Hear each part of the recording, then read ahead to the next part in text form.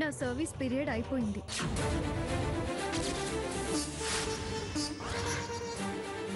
మీ చెల్లెలి గారి పెళ్ళి అయిపోయింది.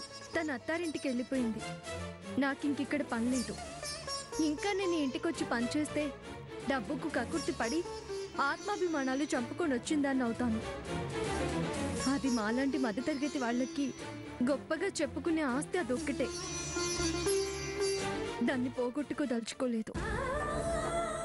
అయితే ఉద్యోగ ధర్మం ఎంత ముఖ్యమో అందులో అకౌంటబిలిటీ, సిన్సియారిటీ అంతే ముఖ్యం.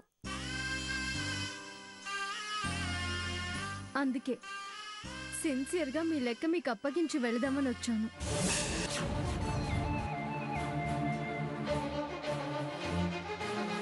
ఇంతకాలం నేనొక మాత్రలా చాలా రుగ్మతలకి పనికొచ్చాను, కానీ ఇప్పుడు నేను డేట్ ఎక్స్పైర్ అయిన మందులో నిలిచాను.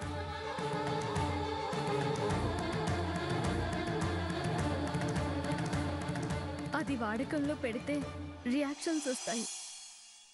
అవి ఏ స్థాయిలో ఎలా ఉంటాయో తెలీదు. నా నుంచి అలాంటి కీడు జరిగేలా చేయడం నాకు ఇష్టం లేదు. అందుకే నాకిన్ని అవకాశాలు ఇచ్చి ఎన్నో రకాలుగా ఆదుకున్న మీకు చెప్పి వెళ్ళడం నా ధర్మం కాబట్టి వచ్చాను. ఇవి మీరు నాకు కొనిచ్చిన స్కూటీ కీస్. ఇది నా పేరున మీ చెల్లెలు పెళ్లి ఖర్చుల కోసం వేసిన డబ్బు. పెళ్లి ఖర్చులకి వాడిన డబ్బు పోగా మిగిలిన వాటికి చెక్కు. ఉంచండి.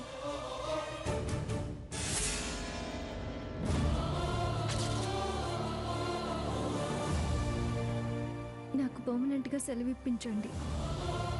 మీ మంచితనానికి, చేసిన మేలుకి థ్యాంక్స్.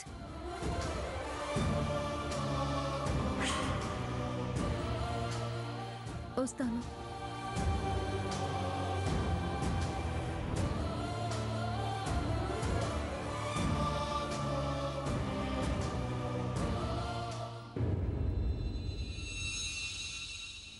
ఆదిత్య గారు,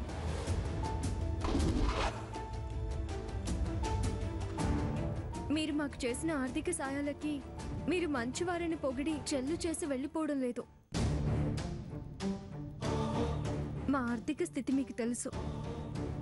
కొంచెం కొంచెంగా అవి తీర్చుకుంటాను.